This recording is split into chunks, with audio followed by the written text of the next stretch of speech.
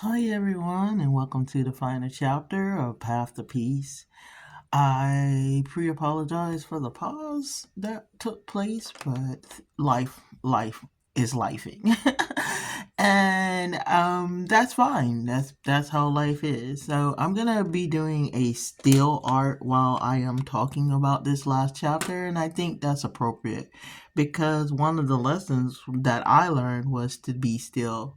And when you see the picture, it's not gonna make sense until I get to the rest of the chapter, and then it's gonna make perfect sense, okay?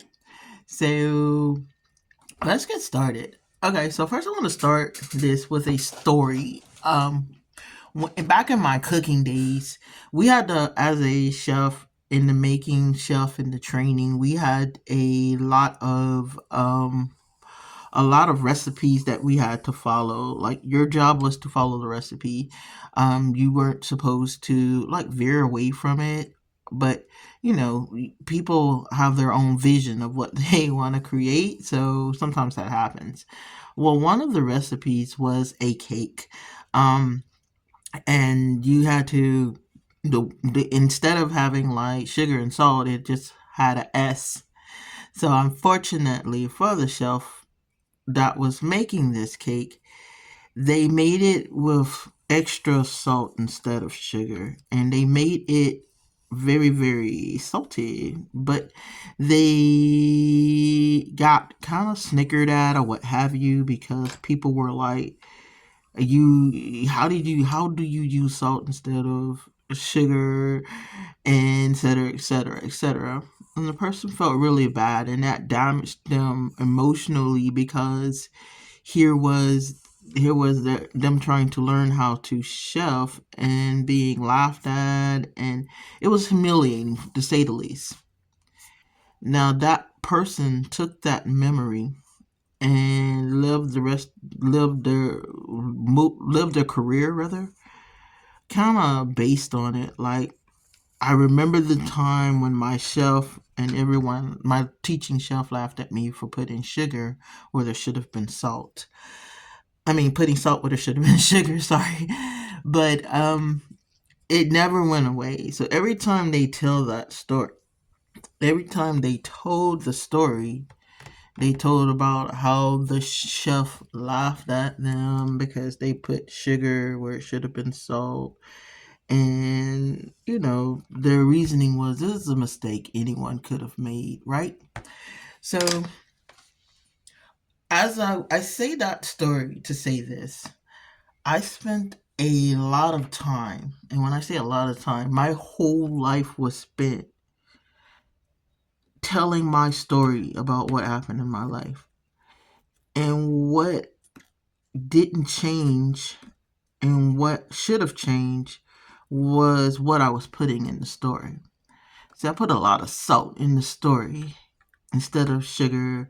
I didn't see a bright side. In fact, I had convinced myself there was no bright side. So that there was only this salty reality that I was sharing over and over and over again. And then I realized, like, not only what, and then I was like, do you want to eat a salty cake? So if I wouldn't want to eat a salty cake, I had to finally come to the conclusion, why should I serve a salty cake?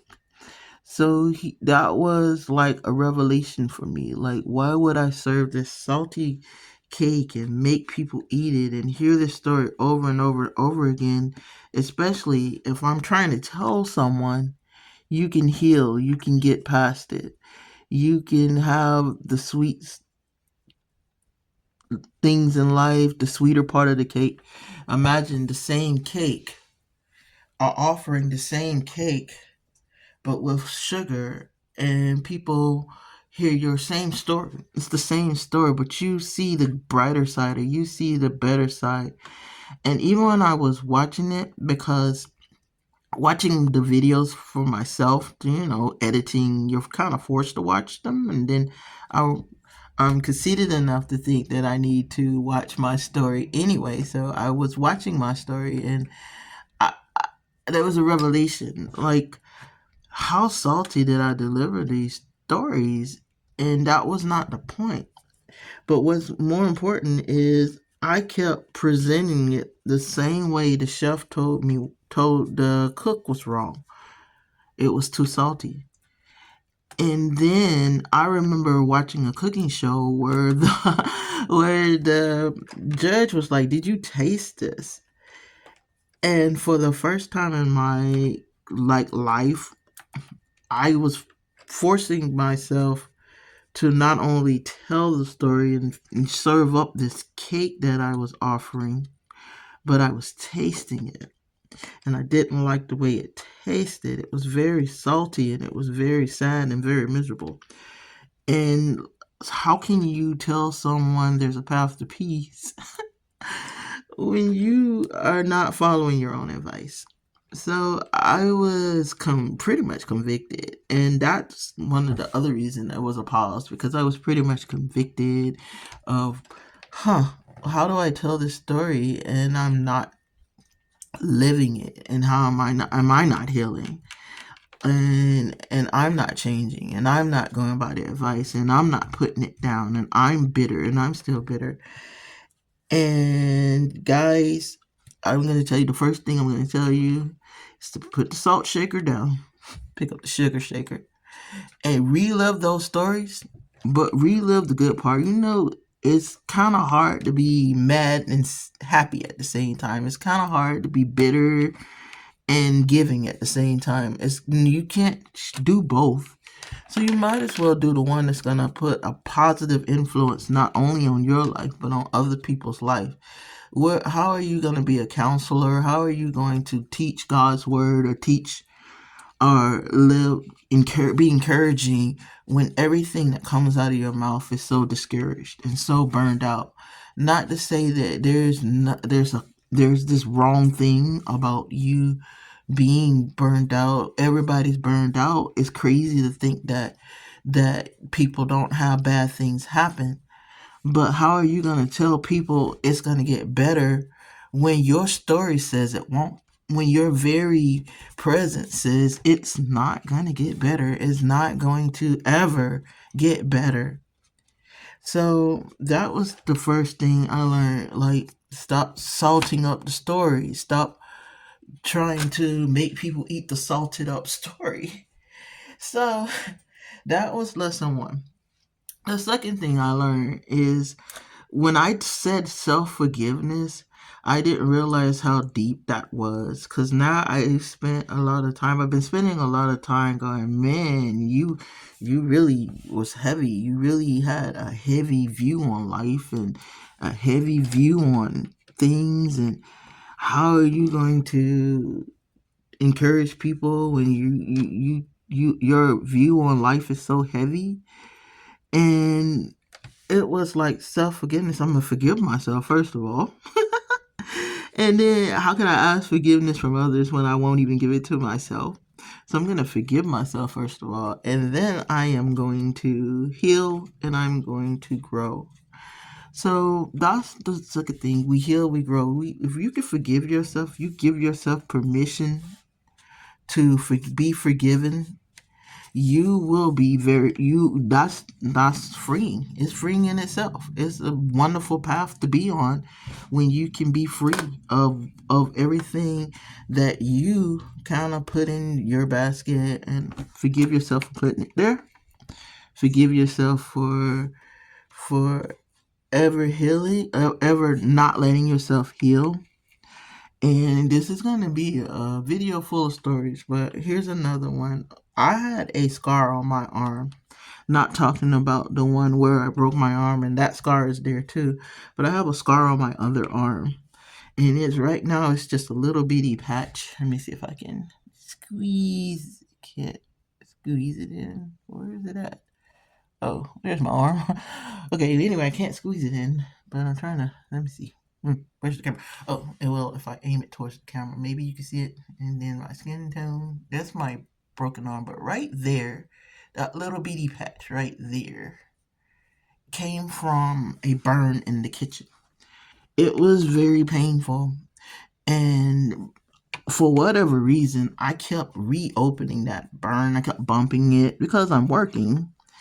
And of course I'm bumping into things, and I am aggravating that's burn over and over again, revisiting it basically. And it got so bad that I was telling someone, I gotta be careful, I got a burn on my arm and I don't want to bump it again. I keep bumping it. And that person is trying to help me do something. It's trying to help me. And I was like, I gotta be careful. I got this burn on my arm.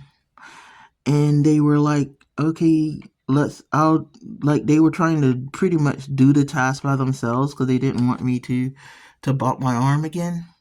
But they missed and made me bump my arm again. And I laugh at it now because what was funny was the person that did it freaked out. And I was their trainer. So here was the trainer, and I was like, I hurt my arm again. You let it go, and you hurt my arm. Well, the guy was so freaked out about it, he started yelling for help, help, help, help, help, help, help. And looking back, I'm like, I was like, and I was trying to tell him, hey, it's okay. It's okay, it's okay. I'm gonna get a band-aid, blah blah blah. I'm trying to calm him down. Right after I spent like seconds going, oh my god, you made me hurt my arm again, and fussed at him about it. Now, here's how we do people. And this is how we do people. In life, we go like, this is a bad situation, da da da da. This is what happened. And I'm telling you so it doesn't happen to you. But it's bad. It's bad. It's a bad situation. And if it happens to you, it's going to be a bad situation. It's going to be a bad outcome. This guy's reaction wasn't for the fact that he saw me bleeding. His reaction was that I had already told him that if I bump it, it was going to be hurt, and it was already hurting, and how horrible it was, etc., etc., etc. Imagine, if you will, if I took a different approach and I told him, "Now this happened to me, but it's healing. It's getting better. I'm getting better. It's going to be all right. And come on, let's get this done." He was so hyper focused on protecting my arm that he hurt my arm. Basically, is what happened. He was trying to avoid bumping my arm and bump my arm. Now, that is what happens, and we freak out. So, how are you going to tell someone how good things are, things get better? Bad. How are you going to preach the message? Things get better. Things get better. Bad things happen, but things will get better. If you're preaching the message of how horrible things are, let's think about that. Okay, little pause, and I know that you see that the picture's in a different way and the colors are a little brighter. Upside about, well, the color is, as you can see, it does a flowy kind of thing and it looks really good. Downside is you do have to give it dry time. So we've given it dry time, and we're going to move on with the conversation, and we're going to continue with the picture. So once you get those revelations and once you get them in place, then the path to peace makes sense. See, it's not about getting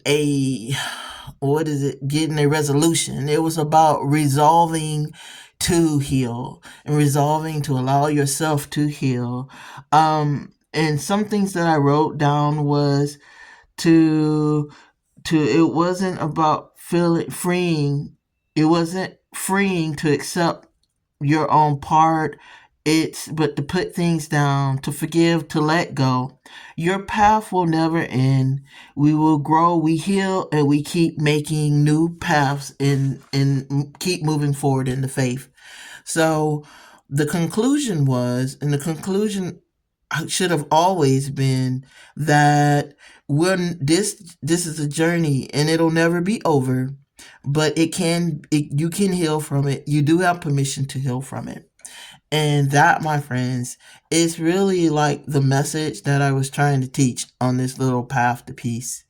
So I'm doing quick little streaks that are going to make sense in a minute, because I'm trying to kind of go fast but not go fast. And I probably will finish this up after I turn the video off, but I want to leave y'all with something, and having this to look at is going to make it really cool, I hope.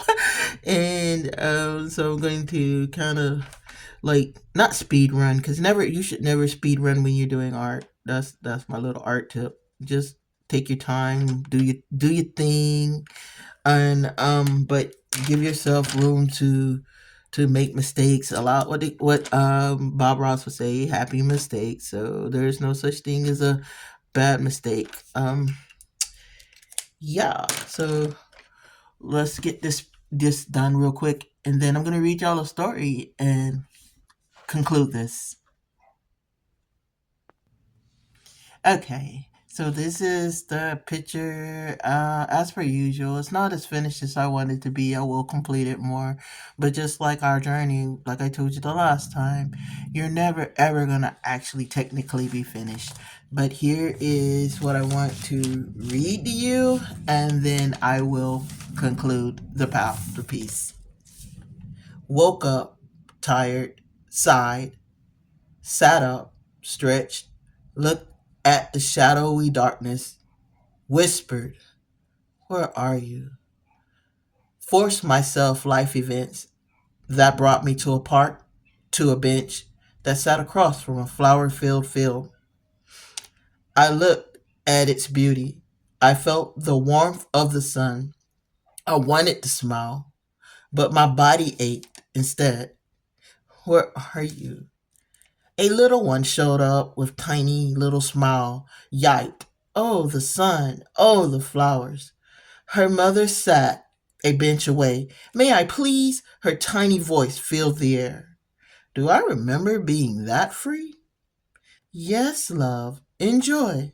Her mother's reply barely completed before tiny fingers flailed to the sky.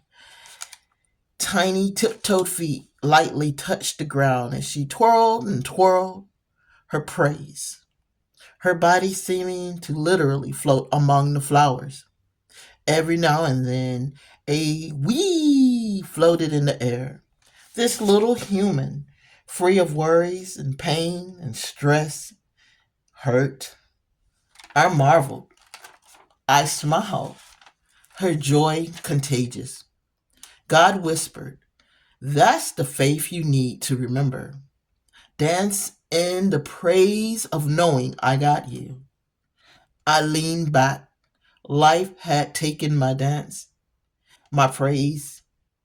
I was suddenly sad. Would it take hers? As if on cue, she toppled, nearly disappearing in the flowers. I braced for the cry. I sat up to see the damage. What I heard instead was a soft giggle. Then she stood, tiny fingers now dirty, tiny knees a little scratched. She looked up and said, "Oh, there you are, son," and reached up. Her tiny fingers splayed out, and rays of sunlight danced through. Praise, not cries. Faith, not doubt. She fell, but she knew if she got up, she would see the sun again. I held up my fingers and whispered, "Oh, there you are." I smiled and whispered, "Thank you, Father." Never, never, never stop your praise. Guys, it doesn't matter if you're the one on the bench. It doesn't matter if you're the little girl on the field or wherever you are on your path to peace. Know that God is still there, that He loves you and He wants you to have it. And no matter where you are, you're on your journey. I hope that this helped you grow a little bit, or even the start, even if you're the person walking on the road, wherever you are. That's what the whole point why no people are in the picture, because wherever you are, that's where you'll be met, and this is how you find peace. All right, guys, love you. See you next time on Kittens Corner Creations.